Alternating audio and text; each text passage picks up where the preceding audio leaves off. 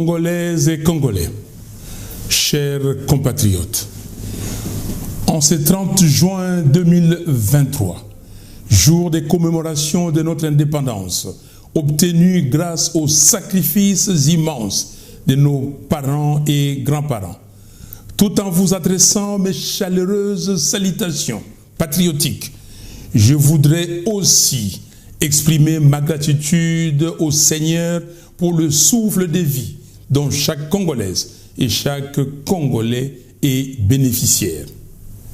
J'ai une pensée particulière pour les compatriotes qui ont perdu la vie du fait des violences qui sévissent actuellement dans plusieurs parties du pays, et pour ceux et celles qui garderont longtemps les stigmates de ces barbaries. Ces dernières sont essentiellement les conséquences de l'agression rwandaise contre notre pays depuis 1996 et du hold-up électoral intervenu après les élections de 2018. Chers compatriotes, notre pays est au bord du gouffre total. Sa colonne vertébrale sécuritaire est brisée. Ses institutions politiques fragilisées et affaiblies. Sa situation économique et sociale est désastreuse. Et un système politique déconstitutionnalisé a été mis en place et a pris les pas sur le choix démocratique opéré par notre peuple lors du référendum constitutionnel du 18 et 19 décembre 2005. Le 30 juin 1960, notre héros national, Patrice Emery Lumumba, avait dit, je cite, « La République du Congo a été proclamée et notre cher pays est maintenant entre les mains de ses propres enfants. Ensemble, mes frères, mes sœurs, nous allons commencer une nouvelle lutte sublime qui va mener notre pays à la paix, à la prospérité et à la grandeur. » Fin des citations. 63 ans après, l'espoir qu'avait suscité l'indépendance s'est évanoui. Et plus près de nous, 33 ans après l'ouverture démocratique, annoncée le 24 avril 1990 par le maréchal Mobutu, ainsi que la conférence nationale souveraine qui s'en est suivie, s'est volatilisée. Premièrement, avec l'entrée dans notre pays, en 1997, de l'Alliance des forces démocratiques pour la libération du Congo, AFDL. Et deuxièmement, avec les différentes crises de légitimité que nous connaissons depuis la promulgation de la Constitution du 18 février 2006. Après près de 5 ans d'un pouvoir usurpé, les bilans de M. Félix Tshisekedi se résument en ceci. Sur le plan sécuritaire, la situation s'est empirée. Au sud Kivu, en Ituri et au nord Kivu, avec la prise de plusieurs localités par le M23 et où plusieurs autres groupes armés sévissent, notamment les ADF. Un état de siège robotique et inutile a été instauré dans le nord Kivu et en Ituri, sans résultat palpable.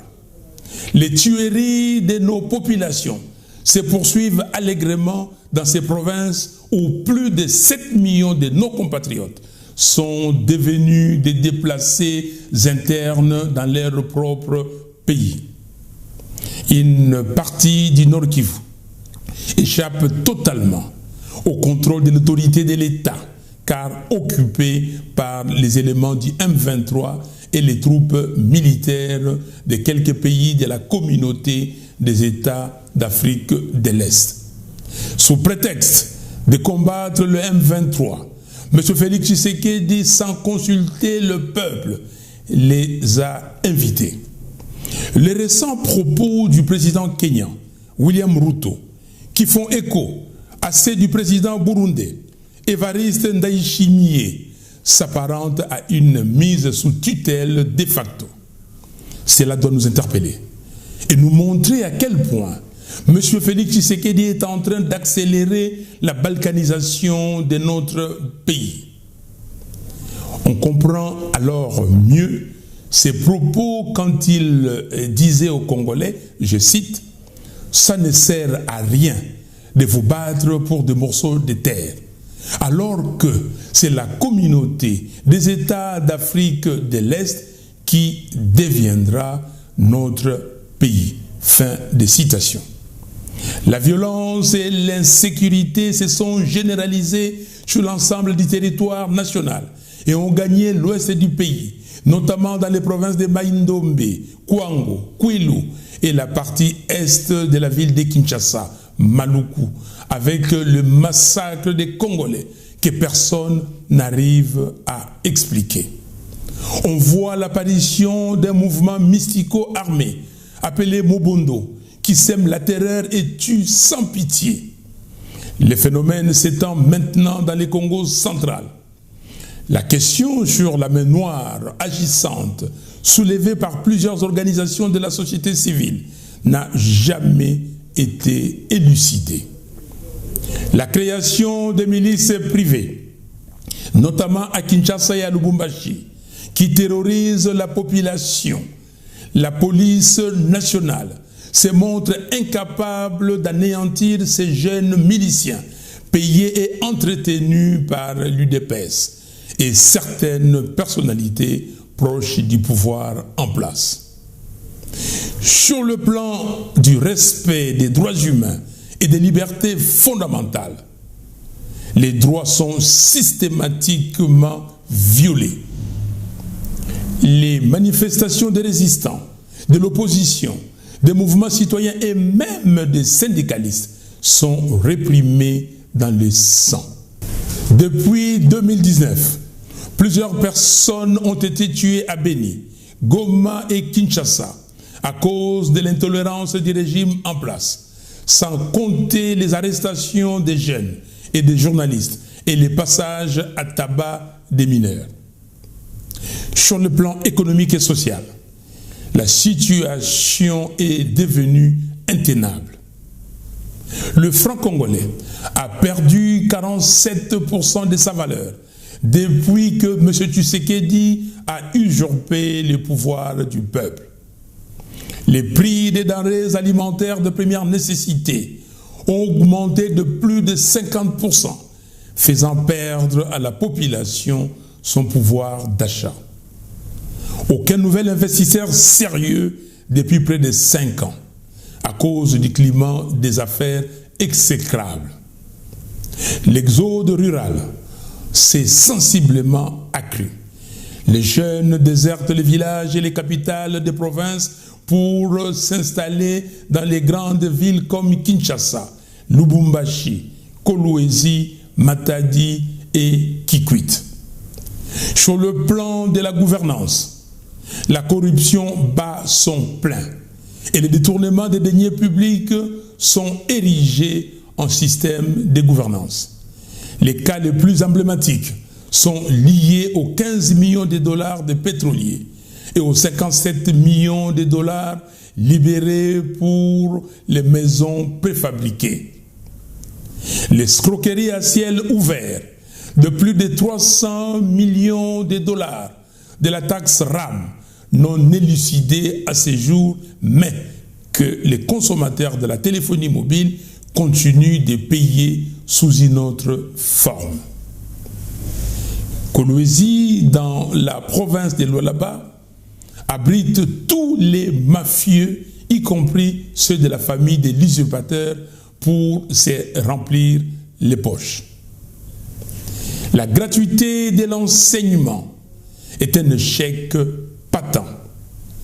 La Banque mondiale, qui appuie le secteur éducatif de la RDC, vient de tirer la sonnette d'alarme sur le risque pour la RDC de perdre 5 milliards de dollars sur un total de 9 milliards mis à sa disposition au cas où les projets initiés ne seraient pas achevés. Aucune réalisation palpable pour le programme annoncé avec fracas. Programme de 100 jours, 560 millions de dollars. Programme Chile-Gelo, 130 millions de dollars. programme de développement local dédié aux 145 territoires, 1,660 milliard de dollars, sans compter plus de 200 voyages inutiles effectués par M. Félix Tshisekedi à l'étranger aux frais du contribuable congolais. Le gouvernement des frappeurs s'est précipité de lancer les appels d'offres pour 27 blocs pétroliers et 3 blocs gaziers, sans consentement des communautés locales, pour brader le patrimoine national dans le seul but d'enrichissement personnel. Aucune analyse d'impact environnementaux sérieuse n'a été menée, ni une analyse de coûts d'opportunité pour négocier avec les partenaires internationaux en position de force. Les infrastructures routières, aéroportières, ferroviaires et maritimes sont totalement délabrées. Les routes de recettes agricoles sont quasi inexistantes. Aucune infrastructure de grande envergure n'a été érigée durant les quinquennats. Rien que des promesses. Sur le plan politique, le pouvoir de M. Félix Tshisekedi s'est distingué par les violations graves de la Constitution et des lois de la République, et même par la tentative de création d'un parti unique, l'Union sacrée de la nation. L'Assemblée nationale et le Sénat se sont révélés des chambres d'enregistrement du pouvoir de M. Tshisekedi. Un parlement godillot dont les équilibres ont été bousculés au cours de la législature, en violation totale des règlements intérieurs des 2 chambres. Cerise sur les gâteaux, il a acheté les députés avec des émoluments mensuels faramineux de 21 000 dollars. La cohésion et la concorde nationale ont été brisées par un tribalisme primaire jamais connu auparavant dans l'histoire de notre pays. L'usurpateur du pouvoir du peuple cherche à opposer les Congolais entre eux et à les diviser. Sur le plan diplomatique, notre pays est isolé. Malgré les évidences apportées par les experts de l'ONU, à maintes reprises, sur la présence des militaires rwandais en RDC et le soutien du M23 par le président rwandais, aucun pays africain n'a condamné le Rwanda et aucun pays du monde n'a sanctionné le Rwanda. Le gouvernement est incapable de rompre les relations diplomatiques avec le Rwanda, de fermer nos frontières avec ces pays et de faire adopter au Conseil de sécurité de l'ONU une résolution reconnaissant et condamnant l'agression rwandaise. En définitive, le gouvernement de M. Félix Tshisekedi est totalement absent lorsqu'il s'agit de répondre aux aspirations et attentes des Congolais. Le peuple congolais mérite mieux. En réalité, M. Tshisekedi a fait de notre pays un non-État. Il l'a appauvri et le fait piller par tout celui qui veut. Il a livré le pays au Rwanda et à l'EAC. Il a eu 4 ans pour organiser les Jeux de la francophonie. Mais on constate qu'à 4 semaines du début des Jeux, les infrastructures ne sont pas prêtes, ce qui traduit son incompétence. Mes chers compatriotes, c'est dans cet environnement, avec un bilan aussi catastrophique, que M. Félix Tshisekedi, sans scrupule, veut tenter de voler un 2e mandat grâce à un dispositif de fraude qu'il a mis en place. Car toutes les structures qui interviennent dans le circuit des opérations électorales sont tribalisées et dirigées par ses affidés. Non, nous avons le devoir de les stopper et d'arrêter l'hémorragie. Pour ce faire, chers compatriotes, je vous exhorte à exiger comme la MOUCA les élections transparentes, impartiales, inclusives et apaisées qui devront être organisées sur base d'un fichier électoral fiable, audité par un organisme indépendant, réputé, en présence de nos délégués. Il est nullement question qu'il soit tenu en République démocratique du Congo des élections gagnées d'avance par qui que ce soit, et surtout pas par M. Félix Tshisekedi et son union sacrée. Par conséquent, je vous demande d'être prêts à répondre au devoir de l'article 64 de la Constitution pour barrer la route à toute personne qui veut prendre le pouvoir par la force ou qui l'exerce en violation de la Constitution. Le moment venu, je rappellerai le mot d'ordre constitutionnel. Bonne fête du 30 juin et que Dieu sauve les Congos. Je vous remercie.